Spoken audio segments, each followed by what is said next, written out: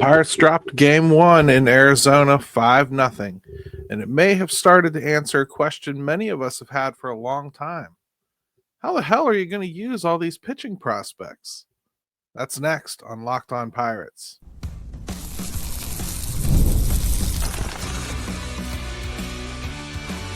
You are Locked On Pirates, your daily Pittsburgh Pirates podcast, part of the Locked On Podcast Network, your team every day.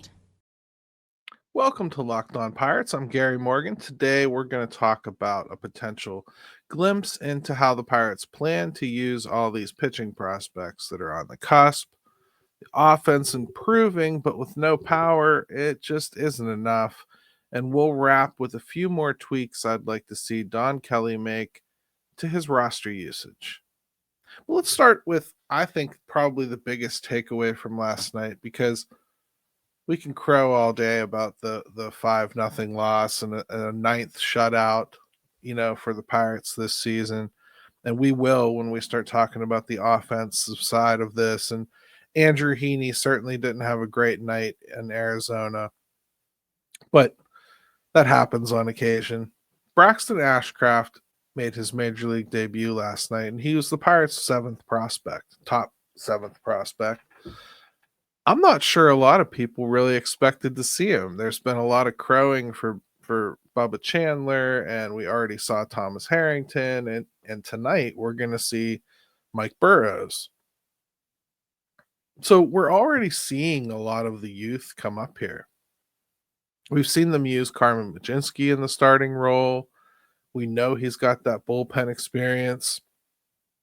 I think what we started to see last night was the first signs that there's a little bit of a plan to try to at least start getting some of these arms onboarded into this thing.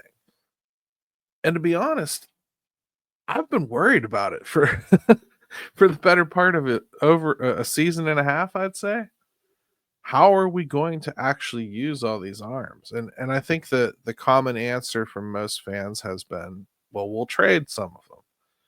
And I think they probably will end up trading more of them. But that doesn't have to be the answer. There are other ways that you can onboard kids without having to just completely decimate your starting rotation and populate it with all rookies and come hell what may. This is one of those ways. So Braxton Ashcraft comes up as a guy who can provide some length to this lineup.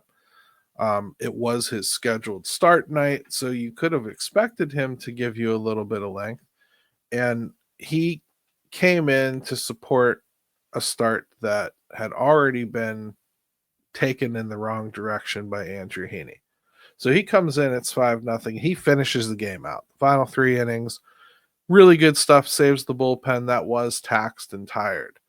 And when I talk about the usage later on in segment 3, this is going to start coming up a little bit, the usage aspect of things. But that's what he was here for, is to save the bullpen, give them a little bit of length, give them a chance to get everybody a seat, and hopefully give them a little bit of innings. They need it. They needed a long guy. That's what Isaac Mattson was here for, and he did the same thing already, which is why he was the logical swap for Braxton Ashcraft. So what the Pirates are starting to do here is develop a little bit of a list of guys with options who can go back and forth and do different things for them. They very, very explicitly came out and said this doesn't mean that Braxton Ashcraft won't start again. It doesn't even mean that he won't start on this call-up schedule, meaning just because he didn't start today doesn't mean that next time around he won't. I could see the Pirates going with a 6-man rotation on occasion, especially if they want to try to get an extra day of rest for Paul Skeens or Mitch Keller when they're going through a stretch of games like they are right now. So I could very easily see the next time that Braxton Ashcraft's turn crops up, he gets a start mixed into that rotation, if only to kind of stretch things out. But this is just an interesting thing to look at and think about, because as we talk about like calling up Bubba Chandler, Well, it always comes with like, well, who's going back? And the obvious choice is whoever just came up, right? Mike Burrows. Or it was Carmen Majinski. That fifth spot always seems so appealing to take away and give to someone else. Well, the Pirates just brought up more competition for that fifth spot in Braxton Ashcraft. And they've got even more than that. So I'm interested to see how they play it out. I'm interested to see who sticks in the bullpen. One thing I think you can take from this, though, is while they did send Carmen Majinski down to the minors, and they have allowed him to continue starting down there, I think what this call-up should probably tell you is take a little bit of comfort in that. If they feel that they need Carmen Majinski up here to be in the bullpen, as many of us have expressed we feel they do, I think we won't have a problem where they can't call him up because he's a starter. The thing is, Carmen has some good aspects to what he's done as a starter. He is getting through these orders a couple times, most of the time pretty clean. And I think they're hoping that he can go down to the minors, clean up those few things that they're seeing about the end of that second time through and into the third time through. That's kind of the fulcrum right now for Carmen Majinski. If he can figure that out, well, he becomes a viable starter. And that's not a bad thing. I mean, you may want him in your bullpen. They may ultimately need him in their bullpen. They may end up using him in their bullpen. But if you can prove him out as a legitimate starter too, I just want you to think about the value that teams have started placing in guys like that, the raw pieces of clay that have shown out the evidence a little bit. Think about guys like Clay Holmes, that they've been relievers pretty much their whole career. Somebody decides, hey, I think this guy could start, right? And then all of a sudden, you end up having a top line starter that kind of came out of nowhere. You take that stuff and you stretch them back out, and if it works, it works. Well, the Pirates are basically trying to prove that out with Carmen Majinski. They did the same thing with Luis Ortiz last year. This sort of thing can kind of change the value of a player. Like, it's not as though Carmen Majinski being a good reliever isn't important or wouldn't be tradable or wouldn't have any value on the market. It certainly would. But Carmen Majinski, as already defined as a good reliever, and now he's someone that can easily give you 4 to 5 innings in a start at least, and you think there might be something to build on there. Well, Carmen Majinski starts to look a little bit better. And he's got a lot of team control, and the Pirates have a ton of pitching talent coming. I'm not trying to openly pitch for trading Carmen Majinski. That's not where I'm going with this. But I am saying if Carmen Majinski comes along and continues to progress and turns into something, well, maybe something else you didn't think you could get rid of, now you can. Maybe he himself is more valuable and you can move him for that bat you need, in part the way they did Luis Ortiz. But maybe he backfills and allows you to move on from somebody else that you didn't have any kind of plans or designs on moving. Maybe he just opens a door. I don't think congestion is something that we should be scared of as Pirates fans watching prospects come on. And the only place you're really going to see it is on the mound right now. There is congestion on the mound. Despite what you see and are underwhelmed by in the bullpen sometimes, despite what you see on a night-to-night basis in the rotation, it's a pretty strong rotation, even right now, and it's not what they intended in the first place. And I feel like it's poised to get even stronger. You start talking about infusing these guys in there, like at some point Andrew Heaney moves out one way or another. He is going to be gone this year.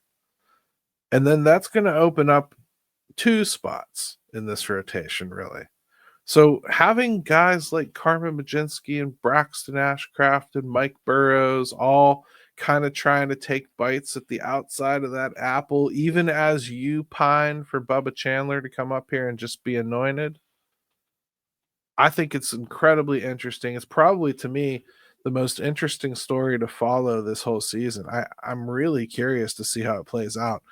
I wonder if at the end of all this, we're going to come out of it feeling really strongly about 5 of them, or if we're going to come out of it feeling like, how in the world do we do this? We've got 6 or even 7 that we really want to see in our rotation. I think the truth is you're going to have to pick your favorites. And a couple people are going to end up having to be in the bullpen, whether they deserve to be or not. It's just a fascinating time to be a Pirates fan. I have never, ever seen this kind of pitching depth. And certainly not the kind of pitching depth that I'm not pining about. Like, I'm not making it up in my head that it's decent.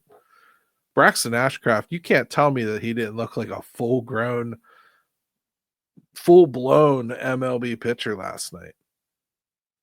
He was shaking off his catcher, making good decisions. I really enjoyed watching him pitch. I'd like to see more of it, and I hope you do too, because I think we're going to see a lot of this year. A lot of young pitchers trying to get their sea legs under them. It's super cool. When we come back, I want to talk a little bit about how the hitting is improving. It's just not improving in the right way. Get the supplies you need from the site made for the skilled trades, Supply House. Whether you're in plumbing, HVAC, or electrical work, Supply House is a reliable way to order products online. Their easy-to-use website is packed with helpful resources and the latest product info to help you get the job done right. Plus, with a complete inventory of over 200,000 parts from 400 top brands, you'll find exactly what you need, delivered fast from coast to coast. Join the Trademaster program today at supplyhouse.com/TM and start ordering plumbing, HVAC, and electrical supplies with just a few clicks. Plus, use promo code SH5 for 5% off your first order. That's supplyhouse.com.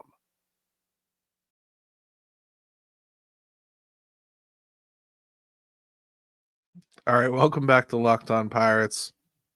So the hitting is improving. It's just got to improve a ton more if power isn't going to be part of the equation here for the Pittsburgh Pirates. And so far, it really hasn't. We've gotten power from people we expect it from, like O'Neal Cruz. But unfortunately, O'Neal Cruz is the only one providing it. We're getting really next to none from Brian Reynolds. 6 home runs at this point is light for him. He usually hits about 25. He's got some work to do if he's going to get there at this point. I still think he will, because he usually has his hottest months like in June and July. But it's been a disappointment so far. And when you only have 2 guys that are supposed to hit home runs and nobody is, well, you have to have a lot more hits. Let's start with something scary and true about Major League Baseball that maybe a lot of you don't really recognize anymore. It used to be, when I was growing up at least, universally, a good hitter was seen as somebody that could hit 300 or better. If you were hitting under 300, you could still be an okay hitter, but you weren't classified as a good hitter unless you were like over 300, right? Well, that's changed now. Home runs have trumped a lot of the average that used to be what made you good. And to a degree, that's always been true. You've dealt with players like Dave Kingman, who could hit a ton of home runs but couldn't hit anything else. That's always been a thing. Rob Deere comes to mind. Even Cecil Fielder, to a degree, going to hit a ton of home runs but not going to hit for average. That's always been acceptable to a degree. It just hasn't been to the point where it's almost your entire roster. Well, Major League Baseball right now, the average is 250. A couple years ago, it was all the way down to 243. So players just aren't hitting the way they used to, at least not for contact and average. You have your outliers like Luis Arraez and whatnot, but for the most part, you don't have a lot of high average hitters. The Pirates have one of those exceptions to the rule there with Isaiah Kiner-Falefa. He's hitting 288. And all I can really say is I've listened most of the season to people trying to run him off a shortstop, me included, because I don't think he's a good shortstop. But I have far too cavalierly tossed him onto the bench. And when he's hitting 288 on a team like this, I don't know how I'm even justifying that. I don't know how that's coming out of my mouth most of the time. He's probably their best contact hitter. And Adam Frazier has even gotten his average worked all the way up to 260 now. Andrew McCutchen has been on a tear. He's up to 261. Alexander Canario, remember the depths that Alexander Canario was at with his batting average before Don Kelly started using him a lot? Well, he's all the way up to 242 now. And Joey Bart, who was way up around 300, is all the way down to 241. Well, here's the common denominator with all of those guys that I just listed. None of them have hit more than 3 home runs. Like there has to be some kind of a balance there, and there needs to be more power on this team because there's 2 ways to win really offensively. You either overwhelm by getting on base a ton, and then runs just happen basically due to sac flies and ground balls that score runs and the occasional base hit or double that does some damage. But if you're not hitting those home runs, well, you get what the Pirates do an awful lot, which is leave people on base. They just don't drive people in. And I think like the power aspect of things is really where that goes to die.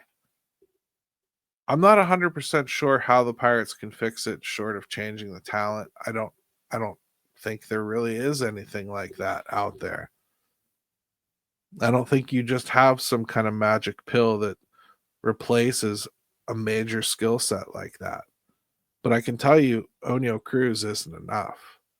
Just watching the other day when they so easily made the decision to walk Oneil Cruz to first base when they had a runner at second, and Andrew McCutchen coming up, who had been literally getting on base just about every chance he got in that series against the Brewers.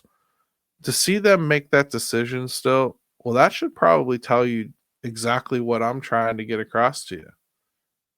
Yeah, he's getting hits, but they're not the type of hits that kill you. They're not the type of hits that you as a pitcher are afraid of. Those are the types of things that you as a pitcher are more than happy to take your chance on.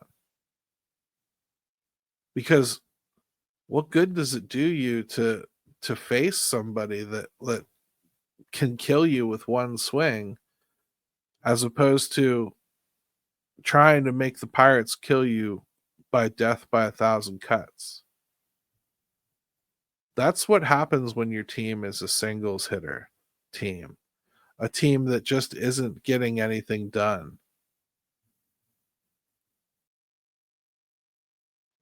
So what can Don do if he's not getting that kind of power, but he needs more production? I mean, we talk about these small ball themes all the time. Well, those small ball themes only work if people are going to actually hit to support it and in a certain way. You've got to have a leadoff double turn into a run on a team like this. You have to. You can't have, it's not acceptable to hit that ball to the left side of the infield and not move that runner over. It's not acceptable to strike out instead of put a ball in contact and get it out in the outfield. So those are the types of things that I think that a coach like Don Kelly and his hitting coach, Matt Haig, need to focus on. They need to They need to focus on shortening up and making the kind of contact that you need to make, the specific kind of contact you need to make to turn few hits into runs. If you're not going to hit home runs, that's where it has to be. When we come back, I want to talk a little bit about specifically some of those changes in the lineup I think Don Kelly could make and usage in general of his roster to maybe get some better results out of things.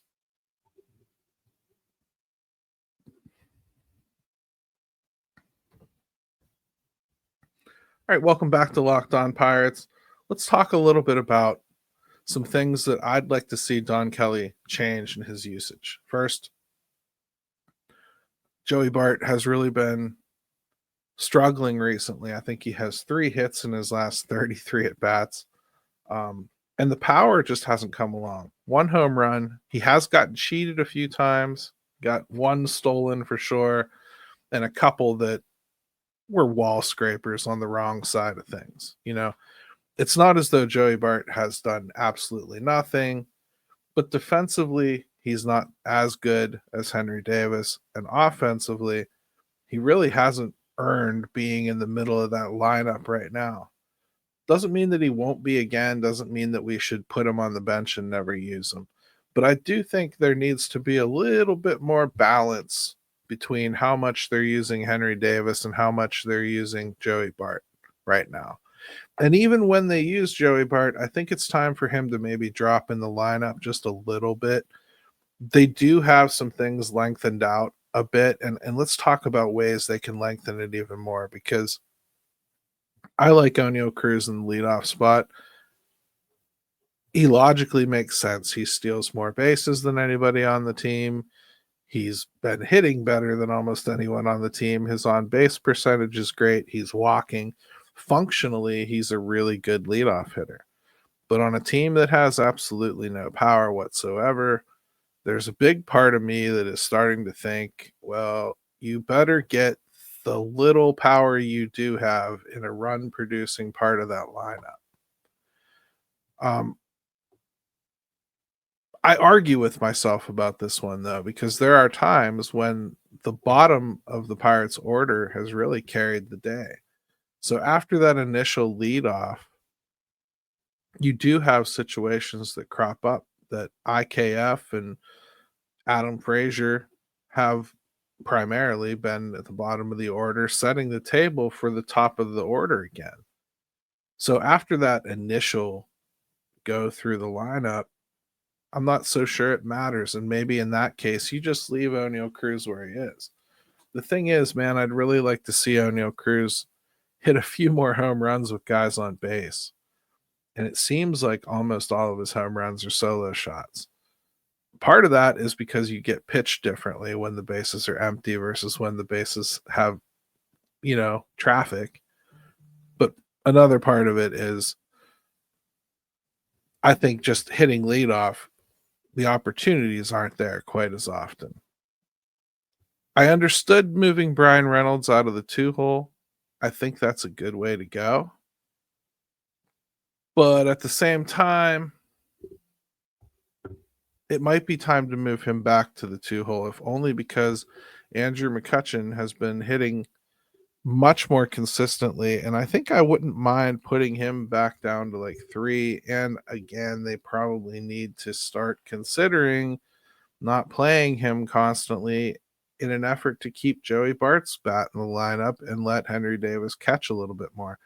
I do think there's a few little tweaks right there that they should make. Adam Frazier is hitting really, really well right now. You could make a case that he would be a really good, in an old school lineup, a really good number 2 hitter. He makes contact. He takes a good at bat. He probably advances that runner who gets on in leadoff spot, even if that does remain Oneil Cruz. And the scary thing about it is you're taking advantage of his hotness right now, and you could very easily get the Adam Frazier that you saw the first month of the season, which you definitely wouldn't want anywhere near the top of that lineup. But just if you're looking at recency bias, I think he's a guy that might help stretch that lineup out a little bit. Problem is the back-to-back lefties at the top. That's always going to be a problem for bullpens and bullpenning. And I'm not sure you want to give that to other teams to just play with like that. So Adam Frazier probably stays at the bottom of the lineup, and probably rightfully so. IKF, we've seen them try to move him up before. I'm not 100% sure he's a prototypical lead-up type hitter. But that's another way you might be able to lengthen the lineup a little bit. Bat him lead off, put Cruz second. Maybe Cruz gets a few less gift walks because people just don't want to touch his bat. If there's a little bit more going on the base pass, you still would have IKF setting the table for O'Neal Cruz later in games, just like he did when he was at the bottom of the lineup. And I think it maybe just kind of pushes everything down a little bit and gets you to like maybe your first 5 or 6 hitters in the lineup can do something as opposed to your first 3 or 4. There's a few things like that I think they should play with. In the bullpen, I'm starting to wonder what Joey Wentz is doing here. We keep talking about how tired this bullpen is, and they have one guy that they just don't seem to want to use right now, and that's Joey Wentz. I'm not sure what we're doing here. I mean, Joey Wentz was a nice guy. I understood keeping him. I understood the value that he provided at the beginning of the season. I understood not having options. They kind of gave him an advantage for making the team. But here we are almost in June, and I don't really want to play that game anymore. Okay? I think we've seen a month and a half of Joey Wentz, and I think I've personally seen enough. I don't think that he's one of the better options they have on this team. I don't think he's one of their better depth options, and I think they have plenty of lefties. Even with losing a couple to injury here and there, like Tim Meza, I think you get away with what you have because you have enough. You have Ryan Barucki, you have Caleb Ferguson. Those two ought to be enough.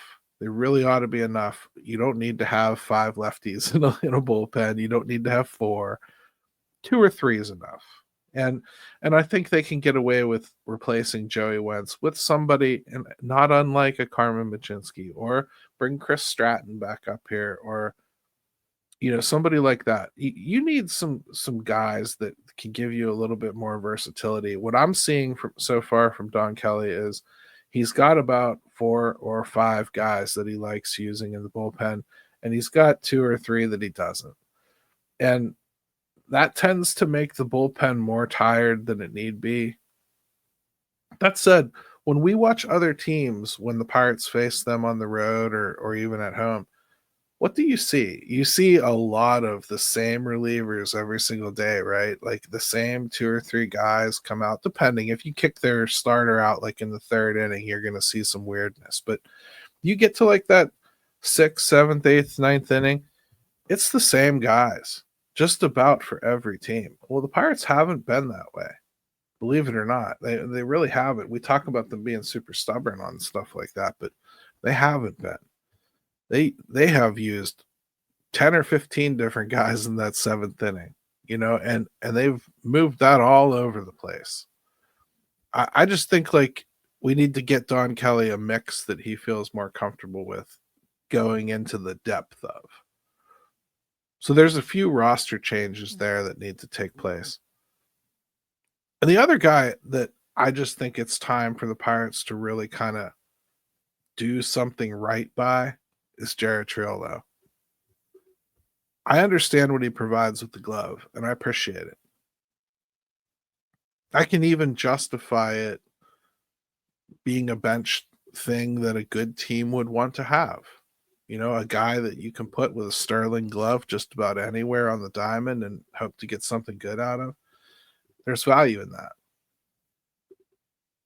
But if they really think Jared Triolo is a valuable piece, and with his frame and everything, and I could see it, there's potential in there, and he certainly is a good fielder. Man, I'd send him to AAA at this point and see if you can't get the bat right. And what I mean by that is not just like, hey, let's go down and have some regular at bats and see what happens. I think Jared Trillo needs his entire swing completely rebuilt. And that's not easy to do in the season. That's not easy to do at any level in the season. But I think it's time. Jared Trillo, for his size, if you've ever really, really looked at how big he is, he should be hitting more home runs. He really should. And he should be hitting for gap power, at least. He doesn't have to be an exceptional hitter, but he needs to be a lot better than he is, or he's essentially unplayable. He's got the kind of glove that you would love to have in your lineup 7 games a week. But he has the kind of bat that you don't want anywhere near your lineup ever. They've got to find something out. And I'm tired of talking about how he gets unlucky or how he gets lucky or how the underlying numbers show that he should be getting more results, or at some point you're just not getting results. And I think like when we watch him hit, you can see why. Because even when he gets hits, they're not the right kind of hits. There's something that needs redone in his swing. It should have been done a long time ago because this is the way he's looked pretty much his entire trip.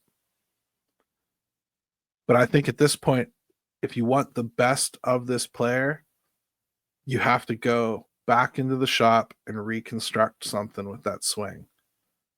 He's very arms heavy with his swing, and he needs to get his legs involved. He's just too big to not be taking advantage of the leverage that his height should cause.